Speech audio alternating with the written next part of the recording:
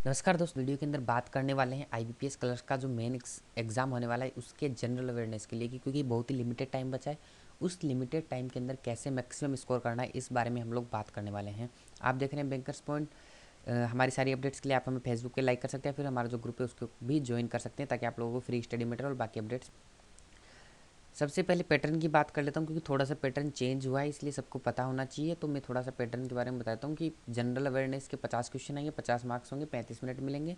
English के 40 question, 40 marks, 35 minute. Reasoning और computer दोनों के मिला के 50 question, 60 marks, 45 minute. Quantity aptitude के 50 क्वेश्चन, 50 मार्क्स, 45 मिनट्स। टोटल मिला के 160 minutes and total marks 200 marks and total number of question 190 question. तो ये पूरा का पूरा पैटर्न है।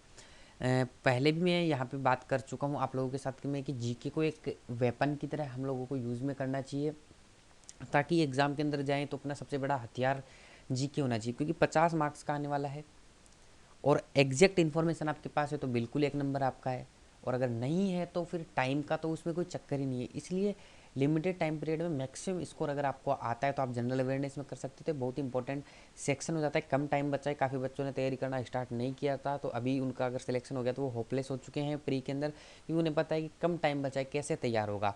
उनके लिए बहुत ही हेल्पफुल साबित होने वाला है वीडियो की कि कम टाइम में कैसे आप लोग जीके को तैयार कर सकते हैं, उसी बारे में मैं बात करने वाला हूँ।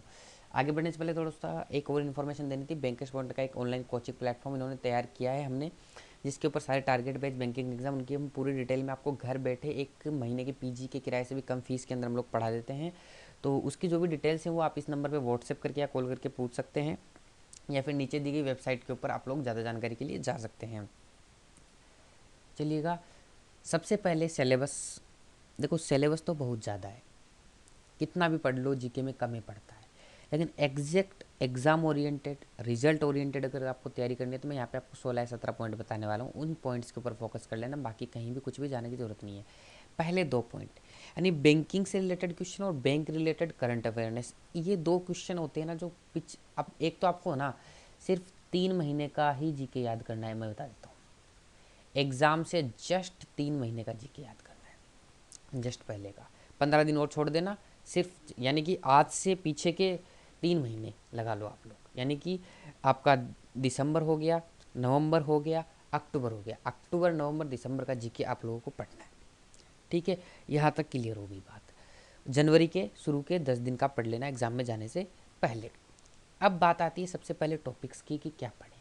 तो दो टॉपिक्स मैंने बताए, बैंकिंग और बैंक से रिलेटेड एक भी न्यूज़ को नहीं छोड़ना है, सबसे पहले उन्हीं को पढ़ना है क्योंकि 7 से 8 क्वेश्चन का ये पूरा पूरा मटेरियल हो जाता है। नेक्स्ट अगर मैं बात करता हूँ न्यू अपॉइंटमेंट्स, चाहे वो नेशनल लेवल के हो, इंटरनेशनल लेवल के हो, या फिर बैंक्स के अपॉइंटमेंट हो, वहाँ पे आपसे 2 या 3 क्वेश्चन जरूर से पूछेगा, तो अपॉइंटमेंट्स आप लोगों को याद होने चाहिए। इसके अलावा नेशनल और इंटरनेशनल इवेंट्स के बारे में वहाँ पे पूछता है, जैसे कोई समिट हो गया, ठीक है, कोई प्रोग्राम हुआ है, कहीं पे कुछ टुगेदरिंग हुई है कोई बहुत सारे कंट्रीज़ की किसी मुद्दे को लेकर, जैसे अपने ब्रिक्स की मीटिंग्स होती रहती है, बाकी सारी चीज़ों के सार्क समिट होता रहते हैं। तो इस तरीके के समिट्स वगैरह जो भी होते हैं वो इवेंट कहाँ हो रहे हैं और कब हो रहे हैं और उनकी थीम क्या है, इन चीज़ों के बारे में पूछ लेता है एग्जामिनर 2 से 3 क्वेश्चन। इकोनॉमी और बिजनेस न्यूज़, फॉर एग्जांपल अभी थोड़े दिन पहले फ्री चार्ज को एक्सिस बैंक ने खरीद लिया था, तो ये इकोनॉमी और बिजनेस न्यूज़ यानी कि बड़ी बड़ी कंपनियों में क्या उतार चढ़ाव आ रहे हैं, सारे के सारे आप लोगों को ध्यान में रखने हैं। स्पोर्ट्स के अंदर से 2 क्वेश्चन आ सकते हैं, अवार्ड्स एंड ऑनर में से 2 से 3 क्वेश्चन आ सकते हैं, 1 या 2 क्वेश्चन आप लोगों को नोबेल प्राइज से मिल जाएगा, ठीक है। तो 2017 के नोबेल प्राइज जरूर से याद करके चले जाना, और हो सके तो 2016 के भी याद कर लेना, क्योंकि कई बार हो सकता है कि पीछे के भी पूछ लिए जाते हैं।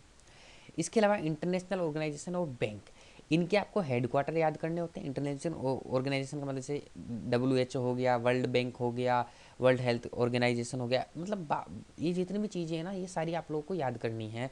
इनके हेडक्वार्टर कहाँ पे हैं। बैंक इंडिया में 20 या 25 बैंक है, मैंने एक वीडियो भी बनाया था बैंक के लिए कि उनके हेडक्वार्टर को कैसे ट्रिक से याद कर सकते हो, या फिर एक क्वेश्चन डेफिनेटली 20 से 25 बैंक के अंदर आने वाला है। इसके अलावा डेज, 3 महीने पहले के डेज, 3 महीने बाद के डेज, यानी कोई स्पेशल डेज होता है तो उसके ऊपर कब वो मनाया गया, उसकी थीम क्या थी, और उससे रिलेटेड अगर कोई और अदर जानकारी तो उसके बारे में क्वेश्चन पूछ लिया जाता है। इसके अलावा आप बात करते हैं कंट्री के जो कैपिटल और करेंसी, सिर्फ यहाँ करेंसी लिखा है तो ये कैपिटल भी होगा, कैपिटल और करेंसी। अब देखो, कैपिटल करेंसी में से एक एक क्वेश्चन आप लोगों को पूछता है, तो कितने सारे देशों के याद करोगे, बड़ा कन्फ्यूजन है। टाइम भी लिमिटेड है, 15 दिन की हम लोग बात कर रहे हैं, तो पिछले 3 महीने में जितनी भी कंट्रियाँ आपको न्यूज़ में दिखती हैं, बाकी जब आप क्वेश्चन पढ़ते हो उस टाइम पे जितनी भी कंट्रियाँ आप लोगों को न्यूज़ के अंदर दिखाई देती हैं, वो सारी की सारी कंट्रीज़ के आप लोग कैपिटल और करेंसी याद कर लीजिए। आप लोगों को दोनों के दोनों क्वेश्चन वहीं से मिल जाएंगे। सीएम और गवर्नर नए जो बने वहीं, जैसे अभी गुजरात के और हिमाचल प्रदेश के नए सीएम बने तो उनका नाम ध्यान रखना है। गवर्नर से अगर कोई नया अपॉइंटमेंट होता है कहीं पे तो पिछले 3 महीने में जितने भी नए अपॉइंटमेंट हुए वही याद करने हैं। कई बच्चे सारे स्टेट्स के लेके सीएम बैठ जाते हैं, सबके याद करके जाएंगे, नहीं। जो नए इलेक्ट हुए हैं पिछले 3 महीने के अंदर या फिर कोई न्यूज़ के अंदर ज़्यादा रहा है तो वो आप लोगों से पूछा जा सकता है। हेडक्वार्टर्स के बारे में बात कर चुके हैं, डेज के बारे में देखो, डांस, डैम और पावर प्लांट, ये 3 चीज़ें स्टैटिक जीके के अंदर बहुत इंपॉर्टेंट है। बाकी लोग कहते हैं कि स्टैटिक जीके में क्या पढ़े, बहुत कुछ होता है पढ़ने के लिए, लेकिन डांस, डैम और पावर प्लांट 3 चीज़ पढ़ लीजिए। सेंचुरी वगैरह पढ़ोगे कितना बहुत बड़ा सारा सिलेबस है, एक क्वेश्चन आता है और यहाँ पे 3 चीज़ों में बहुत छोटा सा सिलेबस है, पावर प्लांट, डांस और डैम्स के अंदर, और ईजिली आप लोगों के 2 से 3 मार्क्स आ जाएंगे। बुक्स एंड ऑथर की अगर मैं बात करता हूँ तो फेमस राइटर्स या फिर कोई फेमस पर्सनालिटी के ऊपर बुक लिखी हुई है, कोई मूवी स्टार हो सकता है, कोई पॉलिटिशियन हो सकता है, कोई सोशल वर्कर हो सकता है, तो उन लोगों की जब बुक आती हैं तो उनके बारे में आप लोग पढ़िए, उनका ऑथर क्या था, बुक का नाम क्या था, 2 ही चीज़ें पढ़नी है। इसके अलावा अगर किसी इवेंट में, किसी बुक को लॉन्च करने के इवेंट में कोई बड़ी पर्सनैलिटी पहुंच जाती है, ठीक है, तो वो भी बुक का नाम इंपॉर्टेंट हो जाता है, वो भी आप लोगों को पढ़नी चाहिए, ठीक है। इसके अलावा गवर्नमेंट स्कीम्स के 2 क्वेश्चन हमेशा आते ही हैं, समिट्स, ऑपरेशन कमेटीज़ में से 2 से 3 क्वेश्चन आते हैं। अब देखो 2 से 3 क्वेश्चन आते हैं तो कितना इंपॉर्टेंट हो जाता है। जैसे कमेटी बनाई थी तो जस्टिस लोधा कमेटी थी एक बार फॉर एग्जांपल के, तो अब वो किसके लिए थी, कब बनाई गई थी, उसको चेयरमैनशिप किसके पास थी, तो ये सारी चीज़ें वहाँ पे पूछा जाता है। समिट्स के अंदर आपको थीम भी पूछ लेता है कई बार कि कहाँ पे हुई थी, ये तो पूछना ही पूछना होता है। इस तरीके से क्वेश्चन पूछे जाते हैं। जीडीपी प्रेडिक्शन, कुछ संस्थान से जैसे फोर्ब्स मैगजीन हो गई, फॉर्च्यून मैगजीन हो गई या फिर वर्ल्ड बैंक हो गया, ये जीडीपी प्रेडिक्शन करते हैं। तो इंडिया की जीडीपी प्रेडिक्शन अलग अलग जगह कौन कर रहा है, फाइनेंशियल डिपार्टमेंट अपना अलग करता है, आरबीआई अपना अलग करता है, तो उनकी जीडीपी प्रेडिक्शन आप लोगों को ध्यान में होनी चाहिए कि किसने कितनी दी है। इसके अलावा डिफरेंट इंडेक्सेस, जैसे कि पुअर्टी के अंदर इंडिया कितने नंबर पे आ रहा है, ह्यूमन हैप्पीनेस के अंदर इंडिया कितने नंबर पे आ रहा है, तो इस तरीके से बहुत सारी ऑर्गेनाइजेशन है जो रैंकिंग निकालती है ऑल ओवर वर्ल्ड, बहुत सारी कंट्रीज़ के अंदर, उसके अंदर इंडिया कहाँ स्टैंड करता है और टॉप के अंदर कौन सी कंट्री है, ये 2 चीज़ें आप लोगों से एग्जाम के अंदर पूछ ली जाती हैं। इसके अलावा मैं बात करता हूँ science, technology and defence. Science का मतलब साइंस से रिलेटेड कोई भी नया इनोवेशन हुआ है या फिर कोई भी नई टेक्नोलॉजी लॉन्च हुई तो उसके बारे में आप लोगों से कुछ पूछ लेता है। इसके अलावा डिफेंस के अंदर आप लोगों से क्या पूछता है, आर्मी ने कौन सा नया प्लेन लिया है, मतलब कोई अपग्रेडेशन हुआ है टेक्नोलॉजी वाइज आर्मी के अंदर, तो वो सारी चीज़ें डिफेंस से रिलेटेड पूछ लेता है।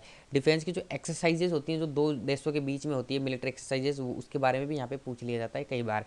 साइंस एंड टेक्नोलॉजी में नासा, इसरो, इन सब चीज़ों की न्यूज़ यहाँ पे आप लोगों से पूछी जाती है। तो ये देखो पूरा सारा सिलेबस हो गया। अगर इस तरीके से जाओगे तो 15 दिन में एक अच्छे मार्क्स ले जाने वाली कंडीशन पे आ जाओगे, इन 16 पॉइंट्स के ऊपर काम करोगे तो। बाकी अगर इधर उधर भागोगे तो फालतू का ज़्यादा पढ़ के जाओगे।